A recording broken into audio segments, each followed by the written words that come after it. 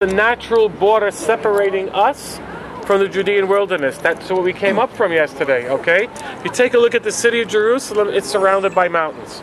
Every conqueror who came here knew that if he could take the mountains of Jerusalem, he can take Jerusalem. So this protects it from the east. What separates the Mount of Olives from the city of Jerusalem is the valley below, which is known as the Kidron Valley. Okay, that is the Kidron. Now you may notice that there's a very large cemetery on this side of the Mount of Olives.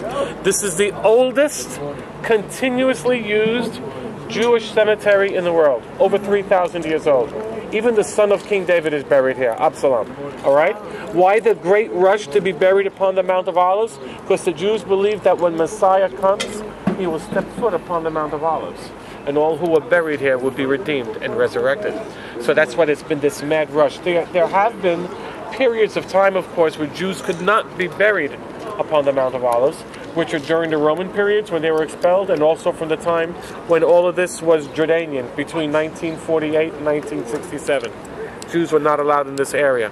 Okay? Now, if that's the case, the valley of Kidron, just below us, also has another name. It goes by the name of the Valley of Jehoshaphat. Jehoshaphat. Jehovah meaning God, Shofet meaning judge. God will judge. Right? Now, if you take a look just across you where the Golden Dome is and just where that bus just turned, you notice that it looks like a rectangular platform. That is Mount Moriah. Now, Mount Moriah originally was just a hill, right? That is the place where Abraham was to sacrifice Isaac. That is the place where David purchases the threshing floor. That is the place where Solomon builds the first temple. The destruction of the first temple by the Babylonians, the rebuilding of the second temple during the time of Ezra and Nehemiah, and of course the remodeling of the temple by King Herod the Great. The walls and the platform that remain today are built by Herod to house the second temple. Alright? Now just where those cars are turning right there, you see that particular corner? Well, if you take a look at half the wall downwards, those are the original stones from the time of Christ. Wow. Okay? Herod didn't bother with little stones like this. All his stones weighed anywhere between, let's say, 5 to about 400 tons a stone. Okay? His retaining walls went up from ground level up about 176 feet. That's 17 stories, okay? Now, here, let's just say this is the outside wall. Retaining wall went around rectangular. It was 480 yards by 280 yards, about 12 acres of land inside. Let's just say that this is his retaining wall. The platform went out like this, right? Okay? That's his platform. Once you were on top of the Temple Mount itself, the temple was another 17 stories tall. It was approximately the second temple, not exactly where the Golden Dome is. That's the dome of the rock, which commemorates the ascension to heaven of Muhammad. Is it an Islamic shrine? But take a look where the eastern gate is, on the eastern wall. You notice how the eastern gate is blocked up, right? Well, in any event, during the time of Christ, there would have been a causeway or a very thin bridge going across from the eastern gate all the way across to the Mount of Olives, and that would have been one of the entryways going in. And the temple itself, in another inside courtyard, would have been exactly opposite the eastern gate. So therefore, where the Golden Dome is, perhaps it touches the inner courtyard, but I don't see it as being exactly the spot where the temple was. It's a little bit about, I don't know, maybe 50 feet to the south of where it was, okay? The Al-Aqsa Mosque is also the third holiest site in Islam. We'll talk about all of that when we get down to the Wailing Wall. The Wailing Wall is the western portion of the retaining wall, which is on the other side. We're looking at it from the east. Okay? Now, you take a look here where excavations are going on along the southern wall. All of that was uncovered about maybe 16, 17 years ago. Those are the actual steps that led up to the temple. There would have been 2 sets of gates there, and that is the place where everyone, all the common people, all the pilgrims coming to Jerusalem would enter through those gates to get inside the temple. Of all the places that we've been to, we went to the Mount of Beatitudes. I said, well, it happened around here. 100% we're going to be now on what's known as the teaching steps. Those are the steps where Christ sat down with his followers and taught, right in front of the temple, right there. That's the for real place. We'll be going there as well, okay? Again, everything may sound a little bit confusing to you, but the moment we get to see the model of what Jerusalem looked like during the time of Christ, everything's going to fall into place. The walls and the gates of the city, as I mentioned, are Turkish today, okay?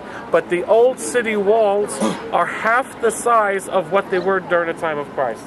In other words, this whole section going all the way down to that valley, all of this was the lower city. It was all within the walls of the city. After Christ was crucified, during the time of Herod Agrippa I, Herod Agrippa even extended the city another 200 yards to the north. So Jerusalem then was more than twice the size of what the walled part of Jerusalem is today. It was a magnificent building. Very, very large, of course. Nothing existed on the outside. There was no homes, no nothing. Just the walled city. Everybody, for safety reasons, always wanted to live within the security of the walls of the city.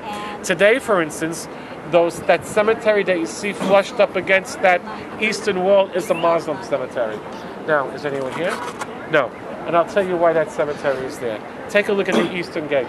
See it's blocked up? Right. Take a look at the Muslim cemetery. See it in front of the eastern gate? Yeah. Well, again, many people tend to believe that when Christ comes, he's going to be walking through that eastern gate. Right. Doesn't make a difference if it's blocked up or not. He's going to be walking through that eastern gate. The Muslims obviously don't believe in Christ. They don't believe in him coming in the Messiah. But they tend to be very, very superstitious. So therefore, you know what, just in case, we'll block up the gate and we'll put a cemetery there. A Muslim cemetery. Of course, they're assuming, because they know a little bit about Judaism, they're assuming that this person that's going to arrive, if he is coming, a Messiah, is going to be from the high priestly family. They're assuming that he's going to be from the clan of Cohens. A Cohen cannot step foot in the cemetery. It's unclean ground. The name Cohen means high priest. Okay, so they're assuming he's going to be a Cohen. So to prevent the coming of the Messiah, they put the cemetery there. Whoa. Okay? All right. Now, if you take a look in that direction, you notice how the Kidron Valley sort of swerves a little bit this way? Well, you know, a lot of the refuse from all the sacrifices came down into the Kidron and started going through that valley over there. That's where the refuse of the city was burned. Even during the Canaanite period, when the Canaanites were there, that's where they would burn all the refuse of the city, the continuous fires. That was a place of human sacrifice. You know, the outstretched arms of Molech and such. Okay? Now, that valley over there has a name. It's called the Valley of Gehinnom, or Hinnom. Literally, in the literal translation to that in Hebrew is hell. You know, if you want a Jew to describe to you hell, he would give you the description of that valley. That's what they foresee, you know, fire and brimstone and death and all that. That's literally hell. That's what they believe to be the name hell. Okay? Mount Zion. Mount Zion today is outside the walls of the city. You can see that tower and a large church. That's the vicinity today of Mount Zion. During the time of Christ, Mount Zion was within the walls of the city. Remember, it's changed characteristics quite often. All right? Okay. So, the old city itself is made up of 4 quarters. You know, again, up until the British arrived, everything was basically okay. People liked to live in areas which were very important to them. It was sort of like a cup of sugar type society. Everybody got along in the old city. You know, you had Muslims, you had Christian Arabs, you had Armenians, you had Jews. They all got along, but they all sort of lived like in their little community because they all wanted to live close to something that was important to them.